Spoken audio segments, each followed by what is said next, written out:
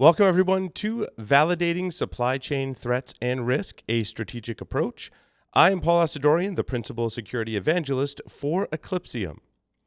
I wanted to start off today by talking about a digital supply chain. Just what is a digital supply chain? I like to put digital supply chains in an attack surface in this graphic that go from physical all the way to software developed in-house. If we start all the way on the left and we talk about the physical supply chain, looking for hardware backdoors can be difficult, although highly impactful. There have been counterfeit Cisco devices and a few attacks against hardware directly that impact the hardware supply chain. They're often difficult to find, but again, very high impact. As we move towards the right, we talk about pre-installed software. When you get your PC, server, or laptop, the components that are within your PC, server, or laptop are numerous. There can be over 40 different components representing hundreds of manufacturers just in the components alone, many of which contain their own firmware. Of course, to actually boot the system, you need UEFI firmware that then hands it off to other lower level software within your computing device, such as bootloaders, kernels, and then your operating system. And all of those things in and of themselves have a unique and interesting supply chain. Then we move on to third-party applications, the ones that users are interfacing with on a daily basis. Those applications, of course, also have their own supply chains, in addition to software developed in-house. Now, if we go from right to left, we can see we have increasing validation and visibility challenges. It's much more difficult to validate your hardware versus some of the software that you might be developing in-house. But we also get that increased customization and control. We have more control over the software we develop in-house versus the firmware that's specific to your model laptop, as an example. Supply chains come right down to trust, and I find it fascinating that this paper from 1984 from Ken Thompson still holds true today. I think it's worth a read. I put a link in there, and some of the quotes that I love from this article are this paper rather, you can't trust code that you did not totally create yourself. We do that a lot today. We violate that rule of trust that was defined for us in 1984. And of course, he also goes on to say no amount of source level verification or scrutiny will protect you from using untrusted code. And we have so much untrusted code that lives on our systems today. I think about when I update a Linux system and it pulls on all these packages and all of their dependencies. All of that is untrusted code that I somehow have to validate on my system. Now, different pieces of software and or firmware have different levels of vulnerability, of visibility, I should say, which dictates whether or not I should trust it. And it's interesting that applications and operating systems, we have some pretty good visibility. Because they're software, they're at a higher level, we have some visibility. When we drop down and we look at things that we know and love and trust, but we don't have as much visibility into them, those are represented by VPN, firewall, and network appliances, as well as your UEFI or BIOS and other firmware that's on your system. We have to trust things like UEFI in order for our system to boot, but we have to validate that trust, and often visibility into those lower levels and layers is what can cause gaps in our security infrastructure. There is a very complex supply chain for your PC servers and laptops. So when we look at all of the different components inside of our computing devices today, there are sometimes hundreds of different pieces of software firmware represented by numerous different companies inside of that. This is just a high-level glimpse into some of the processes that happen in order to deliver you your final laptop that you're going to use as your daily driver, as an example. We have the chip makers, we have motherboard manufacturers, then we have firmware or UEFI software manufacturers such as Inside, AMI, and Phoenix. All of those components from all those different vendors have to come together into an OEM such as HP, Dell, or Lenovo before it gets to you. Now, when there's a problem, there's often a lot of finger pointing. And I don't mean finger pointing in necessarily the bad way, but typically the operating system vendor, the chip manufacturer, the BIOS creator will have to have a discussion or work together in order to solve the problem. They may contain pieces of the puzzle or be waiting on someone upstream to update some type of software that was a supply chain vulnerability, as an example. And so oftentimes there's some finger pointing going on. When are they going to fix it? When is it going to be incorporated? And how long is that going to take before it gets down to the end user where you can apply a patch, for example, for a given vulnerability? This firmware level, as we've already established, is a point that we can't necessarily just trust blindly. There has to be some validation because it's such low level, even an appliance that may exist on your network where it might contain or have access to your Active Directory credentials, or whether it's some software vulnerability in UEFI that gives an attacker a much higher privilege so they can affect things in the operating system and bypass controls in the operating system. We've seen attackers use this over time.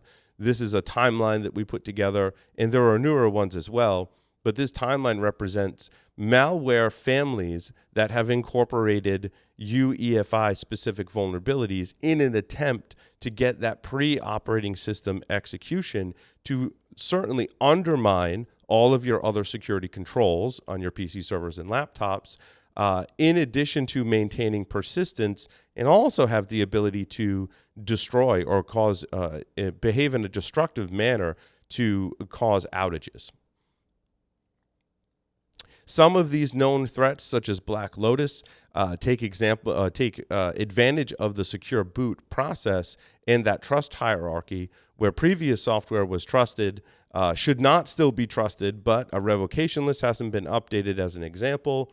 Or there are vulnerabilities that allow an attacker to basically bring their own bootloader to the attack chain, apply that on your system, and be able to bypass secure boot and gain that pre-OS code execution that's so valuable. We saw this campaign in this particular malware family in the wild not too long ago, and our product also has detections for this, and you can read more about it on our blog as well. Globteba was the latest malware family to incorporate a UEFI bootkit. And the UEFI bootkit in this particular instance wasn't going too deep into the UEFI infrastructure, if you will, but was affecting the boot components, the components that exist on that partition of your hard drive called EFI. And by making modifications to this particular partition, they were attempting to insert their malware in that early stage execution before the operating system loads. So we saw Globteba, which has been a malware family that has existed for a very long time, incorporate this mechanism, likely in an attempt to get around operating system protections that you've put in place, such as your EDR. One of the ways to ensure that this boot process has integrity and that attackers aren't able to insert malware or execute malicious code during the boot process before the operating system loads is to enable secure boot. It's secure boot's job to make sure that every piece of software involved in booting your system passes a particular check and has integrity. And there's an entire standard and subsystem within UEFI for secure boot. And secure boot has some bypasses as well that you have to monitor your systems for. So attackers, knowing that the secure boot process is trying to prevent what they're doing, will find ways around it, just like attackers usually do, and we get in that cat and mouse game. So they will try to use known vulnerabilities and zero-day vulnerabilities against secure boot. And our software is able to help you detect that and maintain the integrity of the secure boot process, identify if there are weaknesses, whether it's turned on, whether it's turned off, or if you have an outdated revocation list, as an example. One of the attack trends that we've seen increase greatly over time, and I love this graphic because it kind of shows how in years from 2005, pretty much up to 2019, we didn't see a whole lot of campaigns and attacks against these network VPN and firewall appliances. However, in 2020, we started to see a huge uptick in vulnerabilities being disclosed, coupled with attackers going after this landscape in full force and taking advantage of any vulnerability they could find and be disclosed, whether that was disclosed by researchers first or whether it was a 0-day being exploited in the wild. We've seen both of those scenarios happen, and the trend keeps continuing. The VPN and firewall appliances are an attractive target because organizations usually don't have great visibility into a forensic aspect of these appliances to determine if they're being attacked successfully or not. These appliances also contain Active Directory credentials, are often tied to Active Directory, giving attackers a stepping stone into your Active Directory environment. And they're also connected to the internet and exposed to the world by nature. So those factors combined have led to a lot of attacks against this, and we are moving our product in the direction of helping people not just identify the vulnerabilities, but identify the integrity of the firmware and detect some of the activities that attackers are conducting post-exploitation. Our research team has been involved just recently with at least 3 different cases of network appliances. The first is Big IP. Our research team discovered vulnerabilities and disclosed them responsibly in Big IP devices. We developed detections for vulnerabilities and backdoors that were being used by threat actors against the PAN-OS operating system.